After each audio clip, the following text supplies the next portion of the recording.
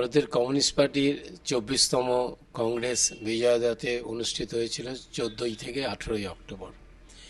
এই কংগ্রেস ছিল শুধুমাত্র ভারতের কমিউনিস্ট পার্টির পক্ষে নয়, পুরো বাম গণতান্ত্রিক শক্তির কাছে এক ঐতিহাসিক কংগ্রেস। তার কারণ এই কংগ্রেস থেকেই আমরা আবার ডাক দিয়েছি যে করেই হোক কেন্দ্র এবং বিভিন্ন রাজ্য থেকে যে বিজেপির সরকার আছে তার পরিবর্তে বিকল্প সরকার গড়তে হবে, ধর্মনিরপেক্ষ গণতান্ত্রিক এবং বামপন্থী শক্তিকে এক জায়গায় এনে। এবং এটা করতে হবে শুধুমাত্র নেতাদের সঙ্গে কথাবার্তা বলে নয়, এটা করতে হবে আন্দোলনের মধ্যে দিয়ে, সংগ্রামের মধ্যে দিয়ে,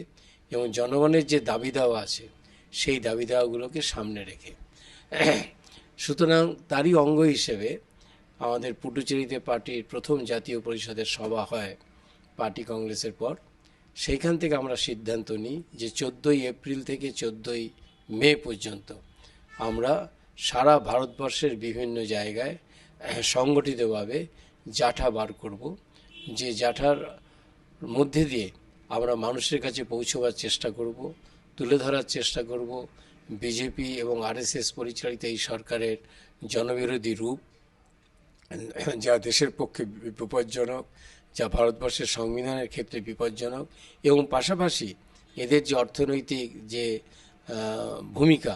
এদের যে অর্থনৈতিক নীতি, সেই নীতির ফলে সাধারণভাবে যেভাবে মানুষ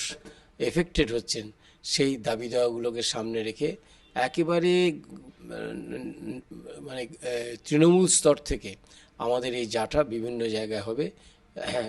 অর্গানাইজড ওয়েতে কিন্তু ডিসেন্ট্রালাইজভাবে, যাতে আমরা আরও বেশি করে জাঠা বার করতে পারি, মানুষের কাছে পৌঁছতে পারি সারা ভারতবর্ষে, এবং এর মধ্যে দিয়েই একটা রাজনৈতিক অবস্থা সৃষ্টি করতে পারি, যেটা হবে আমাদের দাবি দেওয়ার ভিত্তিতে, এবং আমাদের রাজনৈতিক সংগ্রামের সেই গতিমুখ হবে আগামী দিনে বিজেপির বিরুদ্ধে ব্যাপক মানুষকে, শুধুমাত্র ধর্মনিরপেক্ষ গণতান্ত্রিক বামপন্থী শক্তি নয়, এছাড়াও যারা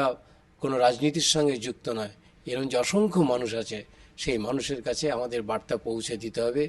যে এখানে কোনো টিনা ফ্যাক্টর নেই, এখানে একটা ফ্যাক্টর হচ্ছে, সে ফ্যাক্টরটা হচ্ছে কীভাবে আজকে ভারতবর্ষের মানুষের কাছে একটা বিকল্প রাজনীতি তুলে ধরা যায়।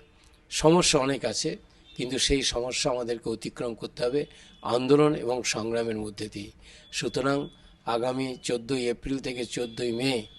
আমরা যে রাজনৈতিক কর্মসূচির ডাক দিয়েছি, সেই রাজনৈতিক কর্মসূচিতে মানুষ ব্যাপকভাবে যোগদান করবেন, এবং আজকের এই বর্তমান পরিস্থিতিতে